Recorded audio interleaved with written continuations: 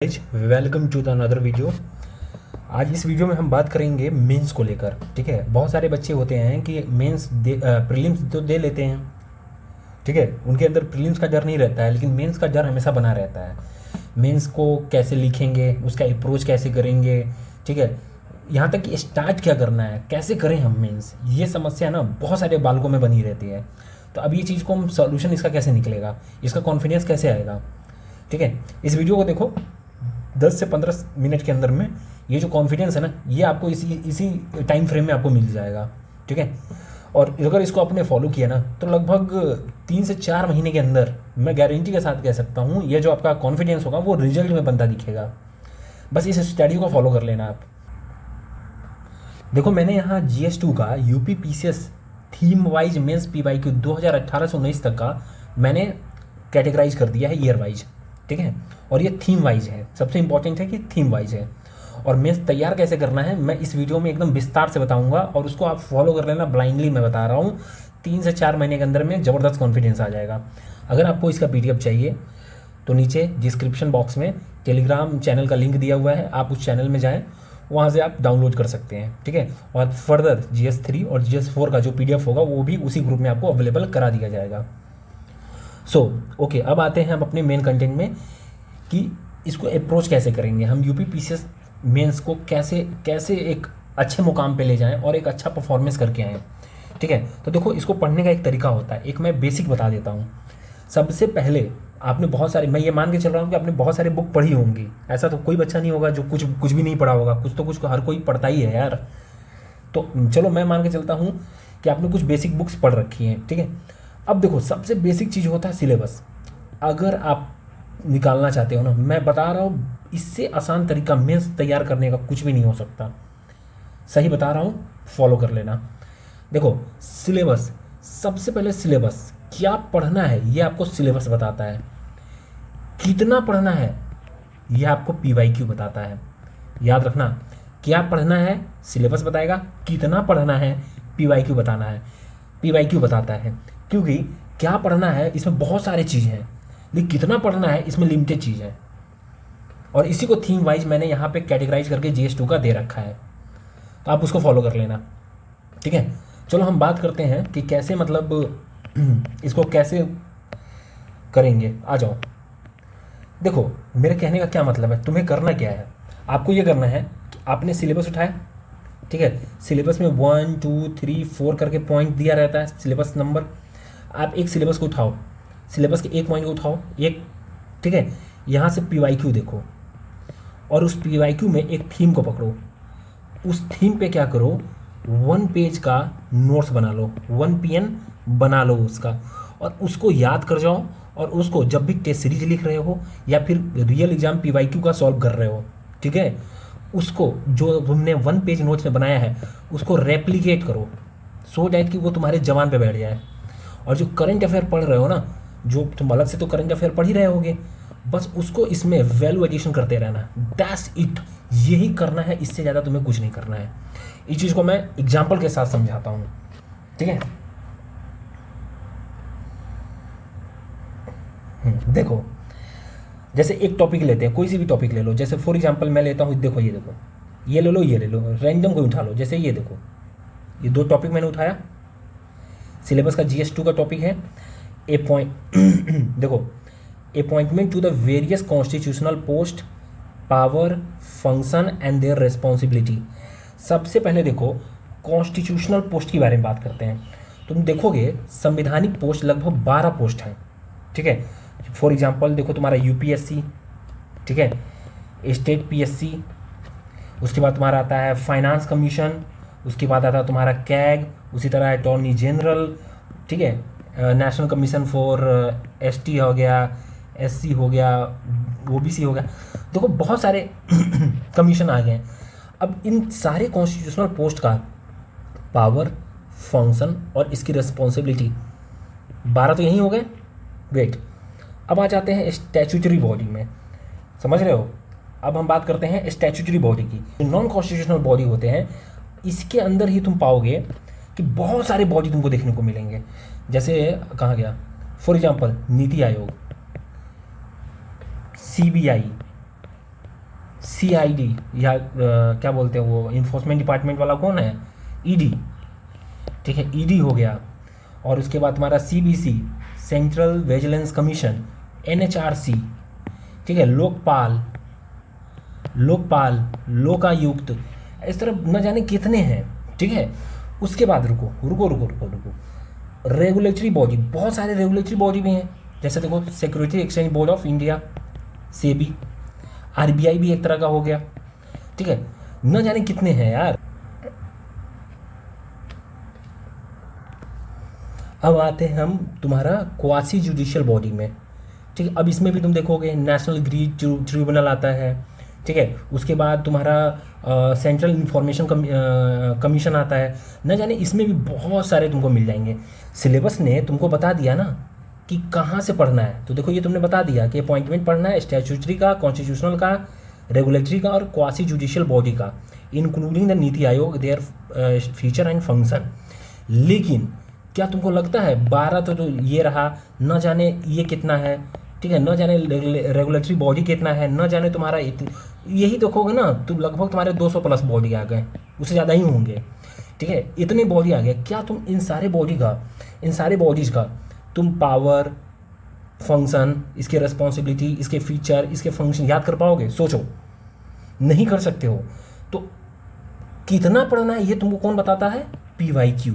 जैसे PYQ निकाले तो हमें पता चला कि सबसे इंपॉर्टेंट है तुम्हारा CBI, उसके बाद तुम्हारा कभी कभी इन्फोर्समेंट डिपार्टमेंट का क्वेश्चन आ जाता है, ठीक है, तुम्हारा कैग पे क्वेश्चन आ जाता है, ठीक है, उसके बाद नेशनल ह्यूमन राइट कमीशन पे आ जाता है। कुछ ही क्वेश्चन है जो बार बार वो क्वेश्चन रिपीट करता है, इससे ज़्यादा ही नहीं, तुम्हें कुछ नहीं करना है। अब मैंने बताया PYQ थीम तुम्हें मिल गया, 1 PN बनाना है इसका, 1 पेज नोट ये बना के तैयार, इसको रिमेंबर करके अपने आंसर में इसको रेप्लिकेट करना है, फॉर्मूला एकदम क्लियर होना चाहिए, दैट्स इट, इससे ज़्यादा कुछ नहीं करना है। समझ में आया? जैसे देखो ना, कोई भी थीम उठा लो, जैसे यहीं तुम देखो, अब जैसे कोई, अब ये देखो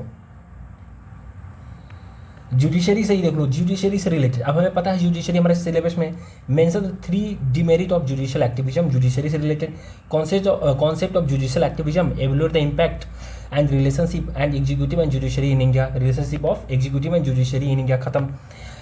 प्रेशर ग्रुप का देखो एक ही क्वेश्चन आया हुआ है, पब्लिक इंटरेस्ट का देख लो एक क्वेश्चन, ठीक है, silent feature of representation of people act, critically examine the main element of RPA act RPA act, ये 2019 में आया हुआ है, ठीक है।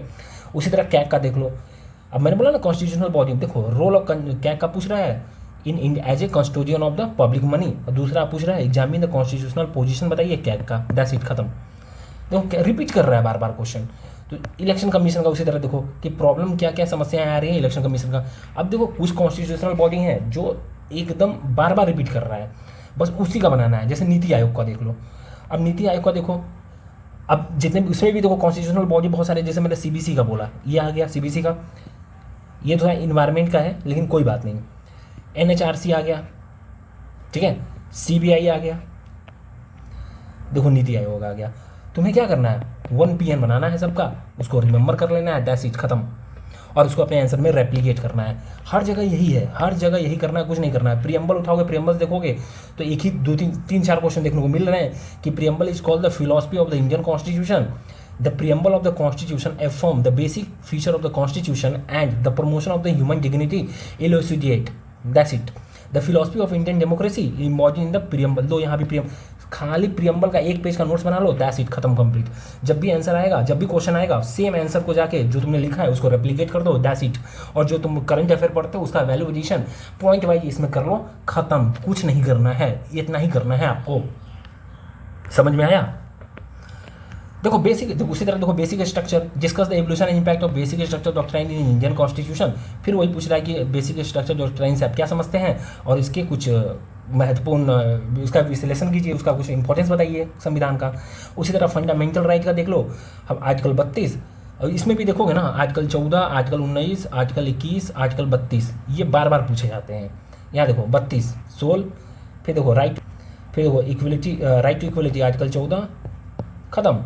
अभी 19 की बारी है इस बार, ठीक है, तो इस तरह से इसको आप कंप्लीट कर लो। उसी तरह देखो संघवाद, सॉरी फेडरल स्ट्रक्चर देख लो, संघीय ढांचा, कि how the federal structure of India accommodate the diverse need and the appreciation of different state, are they any challenge, if yes then how they can be addressed, that's it, खत्म।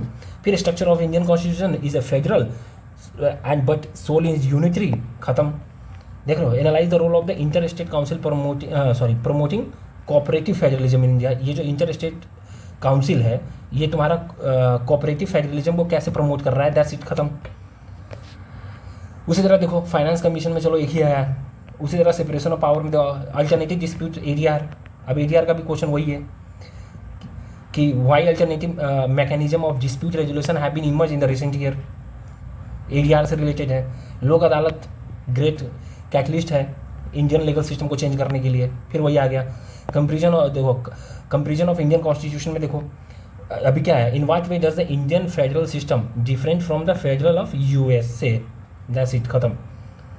ठीक है, अब USA का पूछ लिया, तो हो सकता है कि इंडियन अब थोड़ा सा ब्रिटिश से पूछ ले या फिर फ्रांस से पूछ ले, दैट्स इट, इससे ज़्यादा पूछेगा ही नहीं, एक दो और एक्स्ट्रा है, खत्म।